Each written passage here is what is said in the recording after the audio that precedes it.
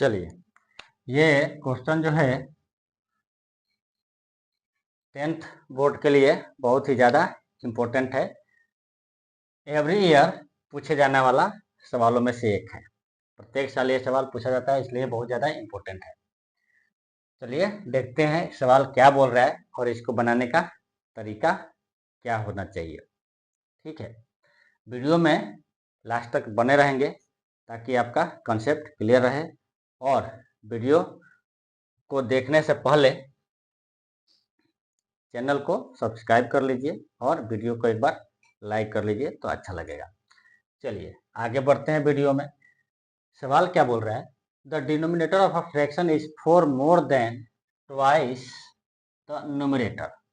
ठीक है, जो न्यूमरेटर है उस न्यूमरेटर का दुगने का 4 से भी ज्यादा है डिनोमिनेटर। ठीक है, पहले हम डिनोमिनेटर और न्यूमरेटर को मान लेते हैं। लेट द न्यूमरेटर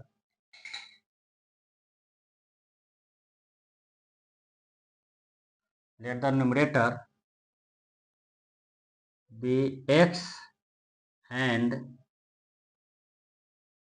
denominator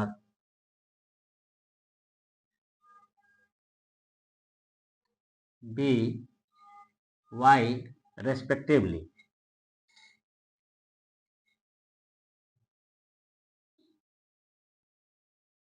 ठीक, हमने डिनोमिनेटर और न्यूमरेटर को एक्स वाई मान लिया। अब दिया क्या है उसके हिसाब से चलते हैं। ठीक है, तो अब एक्स और वाई डिनोमिनेटर मान लिया तो आपका फ्रैक्शन क्या हो जाएगा जी, 10 रिक्वायर्ड फ्रैक्शन।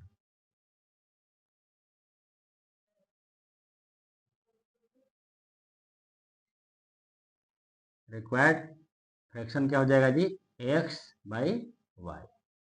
इसको आप ए मान सकते हैं। अब क्या है, सवाल में क्या दिया है ये देखते हैं। सवाल में दिया क्या है, वो है the denominator of a fraction. तो डिनोमिनेटर, फ्रैक्शन का डिनोमिनेटर क्या है जी, इज 4 मोर। 4 मोर का मतलब +4 देन ट्वाइस द न्यूमरेटर, मतलब न्यूमरेटर के दुगना। तो न्यूमरेटर के दुगना से कितना ज्यादा जी, 4 ज्यादा है। क्या है ये, डिनोमिनेटर। सवाल जैसा बोलता है वैसा चलिए।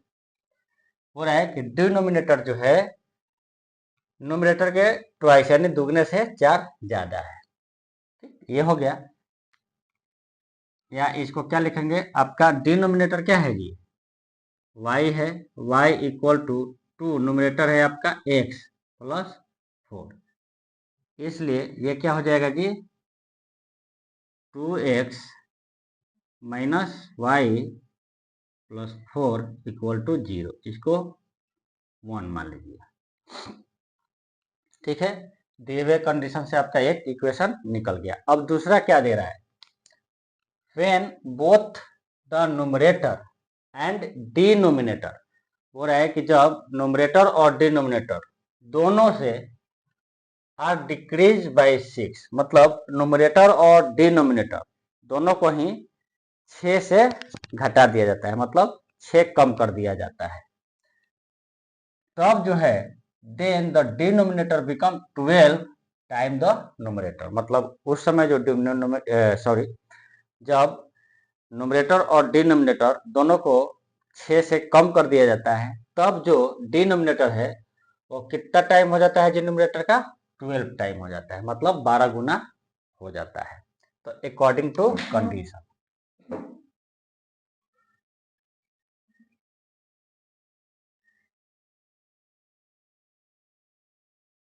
According to given condition.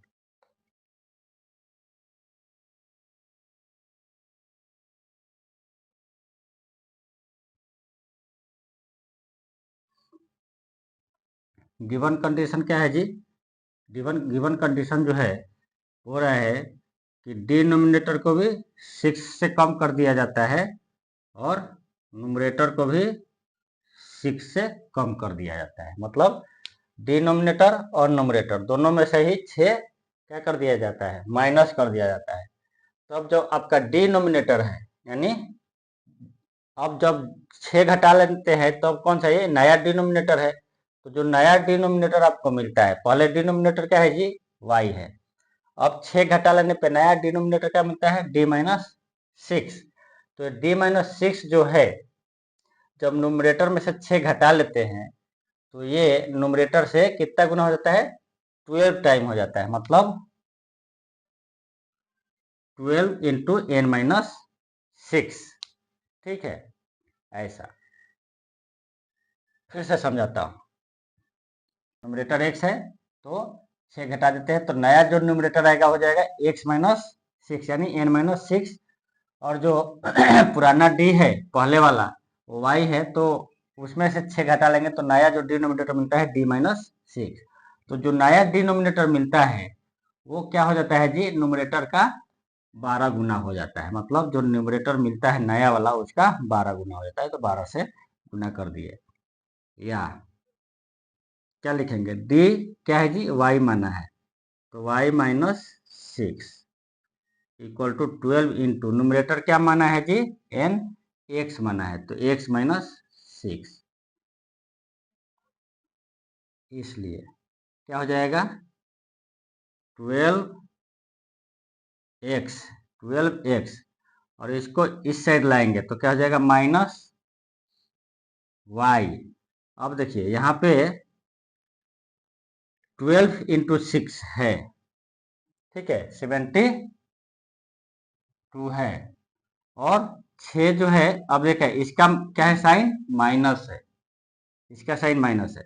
जब इसको राइट साइड लाएंगे तो y प्लस है तो y का साइन माइनस हो जाएगा, लेकिन 6 के पहले निगेटिव का साइन है तो ये प्लस हो जाएगा। तो ये क्या हो जाएगा जी, +6 ये हो जाएगा। तो जब घटाएंगे तो क्या हो जाएगा, -66 बराबर 0।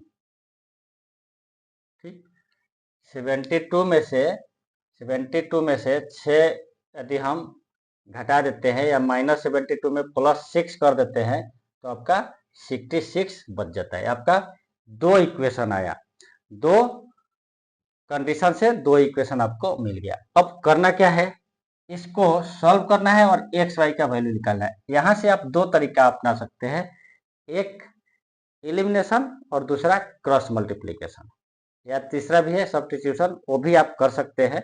लेकिन यहाँ पे क्या अच्छा रहेगा आपके लिए वो जरूरी है। तो 2 चीज, या तो एलिमिनेशन कर दीजिए या तो क्रॉस मल्टीप्लीकेशन। तो दोनों ही तरीके मैं यहाँ पे आपको बता देता हूँ। पहले एलिमिनेशन से चलते हैं, first method.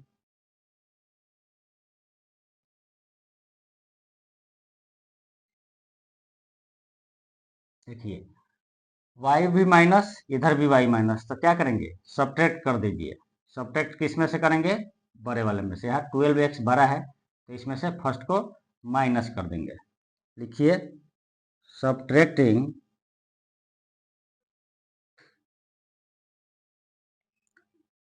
Equation first, subtracting equation first from equation second. घटाइए 12x minus Y minus 66 minus 2x minus Y plus 4 equal to 0। क्या हो जाएगा, पढ़िए, 12x है इधर और इधर 2x है, घट जाएगा, 10x आ जाएगा। अब देखिए माइनस है और इधर माइनस वाई है तो ये माइनस माइनस प्लस हो जाएगा, ये माइनस से कैंसिल हो जाएगा। अब देखिए इधर माइनस है, इधर +4 है, तो प्लस माइनस माइनस, और इधर 66 माइनस है। ठीक है, तो ये क्या हो जाएगा जी, 66 प्लस 4 70 इक्वल टू 0। इसलिए x कितना हो जाएगा जी, 7। x आपका 7 हो जाएगा। अब y निकालना है तो क्या करेंगे, putting x equal to 7 in equation first, किसी में रख सकते हैं, फर्स्ट में रख सकते हैं, सेकंड में भी रख सकते हैं। इक्वेशन फर्स्ट आपका 2 इंटू एक्स यानी 2 into 7 minus Y plus 4 equal to 0 है।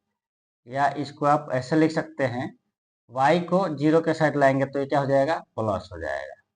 ये हो जाएगा 14 प्लस 4, इसलिए y equal to 18।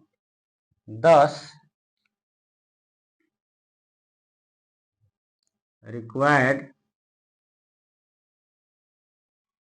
fraction equal to x by y equal to 7/18। ये आपका सॉल्यूशन हो जाएगा। ठीक, अब सेकेंड मेथड जो है वो क्रॉस मल्टीप्लिकेशन से। क्रॉस मल्टीप्लिकेशन से क्या करेंगे, आपका दो इक्वेशन है, दो इक्वेशन मिल गया तो आप क्या करेंगे, एक्स वाई निकालना है। तो पहले एक्स को लिख दीजिए, वाई को भी लिख दीजिए, और इधर कांस्टेंट के जगह पे 1 रखेंगे। अब x निकालना है तो x को ढक लीजिए। इधर देखिए y में कोफिशिएंट जो है -1 है, उधर +6 है कांस्टेंट में, इधर +4 है और इधर -66 है।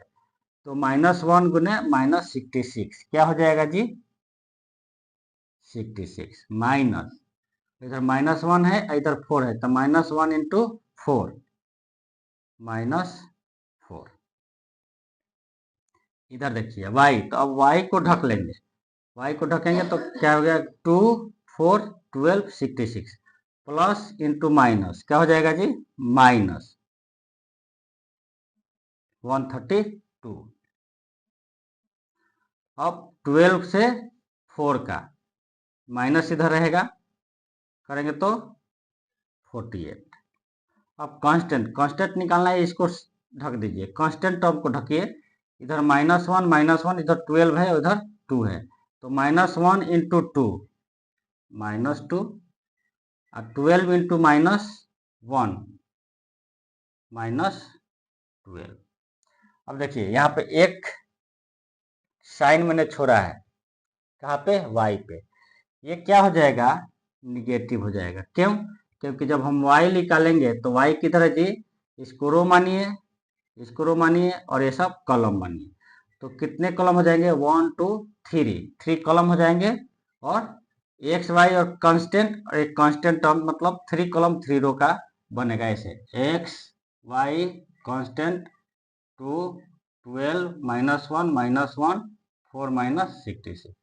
तो y निकालेंगे तो y किस रो में है, फर्स्ट रो में, कॉलम कौन सा है जी, सेकेंड है, तो टोटल क्या हो जाएगा, 3 हो जाएगा।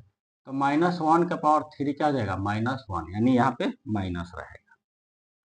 ये कंसेप्ट है, रटना नहीं है।